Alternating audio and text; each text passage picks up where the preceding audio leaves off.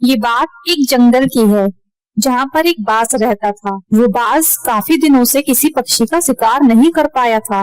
इसी वजह से वो बहुत ज्यादा कमजोर हो गया था। बाज को भोजन ना मिलने के कारण वो बाज अब सोच में पड़ गया था।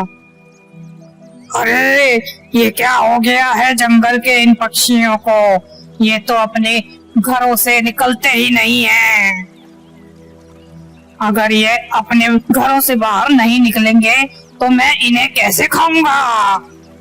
पिछले 5 दिनों से मैंने कुछ भी नहीं खाया है और अब अगर मैं ये भूखा रहा तो ये मुझे बर्दाश्त नहीं होगा। मुझे इन पक्षियों को उनके घरों से वापस लाने का कोई न कोई उपाय ढूंढना ही होगा, वरना मैं ऐसे ही भूखा मर जाऊंगा। लेकिन मैं करूं तो करूं क्या, मेरे तो कुछ समझ में नहीं आ रहा है। फिर वो बाज ध्यान लगाकर कुछ सोचने लगता है। फिर कुछ देर सोचने के बाद उस बाज को एक अच्छा उपाय मिल जाता है जिससे वो तमाम पक्षियों का अच्छे से शिकार कर सके। हाँ, मैं समझ गया। अब मुझे समझ में आ गया है कि आगे मुझे क्या करना है।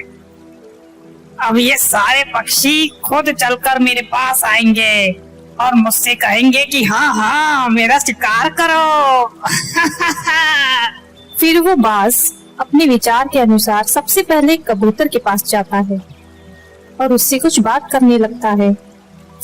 अरे कबूतर, कल मेरा जन्मदिन है और तुम्हें मेरे जन्मदिन पर जरूर आना है। मैं तुम्हारा कल इंतजार करूंगा। हे बाज, बुलाने के लिए शुक्रिया, लेकिन मैं ही क्यों आऊं?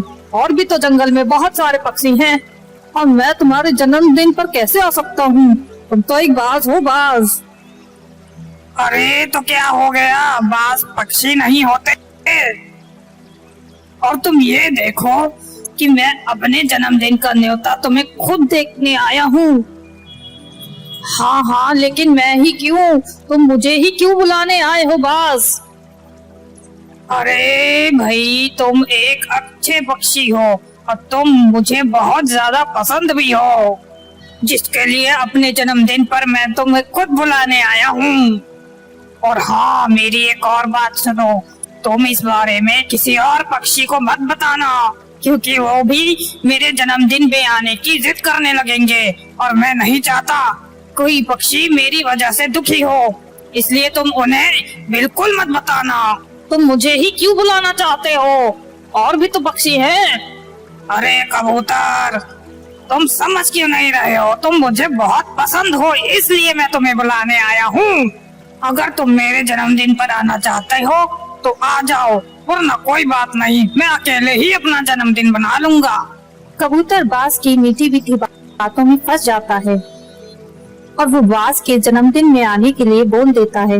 वो बाज अब बहुत ज्यादा खुश हो जाता है क्योंकि वो समझ जाता है कि अब शिकार खुद ब खुद उनके पास चलकर आएंगे। फिर अगले दिन ऐसा ही होता है। वो कबूतर बाज की गुफा में पहुंच जाता है। बाज की गुफा में पहुंचकर वो कबूतर देखता है कि बाज उसका पहले से ही इंतजार कर रहा होता है। अरे कबूतर, आ गए तुम तो बहुत पाबंद हो, अपने वक्त से पहले ही आ गए। अरे हाँ बाज, आज तुम्हारा जन्मदिन जो है तभी तो मैं वक्त पे आया हूँ, वरना तुम्हें बुरा भी लग सकता था। हाँ, बुरा तो मुझे जरूर लगता, क्योंकि मेरी भूख और ज्यादा बढ़ जाती। अच्छा ही हुआ कि तुम जल्दी आ गए, अब मैं तुम्हें जल्दी से खा सकूंगा। कबूतर बाज की ये बात सुनकर बहुत हैरान रह जाता है। अरे बाज, ये तुम क्या कह रहे हो? क्या तुम मुझे खा जाओगे? मैं क्या तुम्हारा भोजन हूँ? और मैं तो तुम्हारे जन्मदिन पर आया हूँ ना। कबूतर की ये बात सुनकर वो बाज हंसने लगता है और फिर वो कबूतर से कहता है, हा हा हा हा, अरे मूर्ख कबूतर, तुम अभी तक नहीं समझे हो क्या? मैंने तुम्हें अपनी जाल में फंसाया है और अब तुम मेरा भोजन बन चुके हो और मैं अब तुम्हें खाने वाला हूँ। कबूतर बाज की ये बात सुनकर बहुत ज्यादा परेशान हो जाता है और फिर क्या था, वो बाज देखते ही देखते उस कबूतर को मार कर खा जाता है और उस बेचारे कबूतर की वहीं पर देखते ही देखते मृत्यु हो जाती है। अब तो बाज को मजा ही आ गया था क्योंकि उसकी चाल काम कर गई थी। अब वो हर पक्षी को अपना शिकार बना सकता था। अब तो हर रोज ऐसा ही होता। वो बाज जंगल के किसी न किसी पक्षी को अपने जन्मदिन का न्योता देता और फिर उस पक्षी को अपनी गुफा में बुलाकर मार कर खा जाता था। तोता हो या फिर कोई चिड़िया, उस बाज को किसी भी पक्षी पर दया नहीं आती थी। वह उसे बेरहमी से मार कर खा जाता था। उसकी भूख बढ़ती ही जा रही थी और वो सभी पक्षियों को एक एक करके मारता ही जा रहा था। फिर एक दिन सोना चिड़िया और तोता दोनों एक दूसरे को देखकर बात कर रहे थे। तोते भाई, क्या आपने मेरे दोस्त कबूतर को कहीं देखा है? मैं पिछले 5 दिनों से उसे ढूंढ रही हूँ, मुझे कहीं भी नहीं मिल रहा। वो पता नहीं वो कहाँ चला गया है। अच्छा सोना चिड़िया, तुम्हारा दोस्त कबूतर भी गायब है। मेरी दोस्त बुलबुल भी कई दिनों से नहीं मिल रही है और मैं भी उसे ढूंढने ही निकला हूँ, लेकिन वो मुझे कहीं भी नहीं मिल रही है। तोते भैया, मुझे कुछ भी समझ नहीं आ रहा है। हमारे जंगल के पक्षी ऐसे ही दिन पे दिन गायब होते जा रहे हैं। हाँ मीनू चिड़िया, तुम सही कह रही हो। इससे अच्छा है कि हम लोग बाहर की बजाय अपने घर में ही रहे, वहीं पे हम सुरक्षित रह पाएंगे। चलो अब हम लोग अपने घर चलते हैं। फिर वो तोता और सोना चिड़िया अपने अपने घरों को वापस चले जाते हैं। वहीं दूसरी तरफ वो बाज एक नए पक्षी की तलाश में बैठा होता है। मैंने बहुत सारे पक्षियों का शिकार किया, कौवा, बुलबुल, तोता, लेकिन अब मुझे प्यारी सी चिड़िया का शिकार करने की चाह है, क्योंकि मैंने सुना है कि चिड़िया का गोश्त बहुत ही स्वादिष्ट होता है और उसे खाकर मुझे बहुत ज्यादा मजा आएगा। ऐसा सोचकर वो बाज सोना चिड़िया के घर पहुंचता है और वो सोना चिड़िया को भी अपने जन्मदिन का न्योता देने लगता है। सोना चिड़िया, नमस्ते नमस्ते।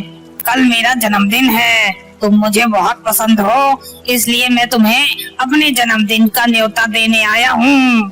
तुम मेरे जन्मदिन पर जरूर आना, लेकिन ये बात किसी और पक्षी को पता न चले।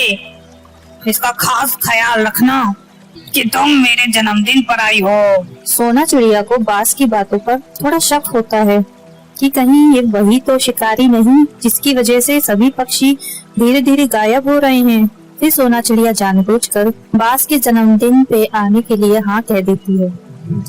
फिर अगले दिन वो बाज सोना चिड़िया के आने का बेसब्री से इंतजार कर रहा होता है कि कब सोना चिड़िया वहाँ आए और वो बाज उस सोना चिड़िया को खाकर उसका शिकार कर सके।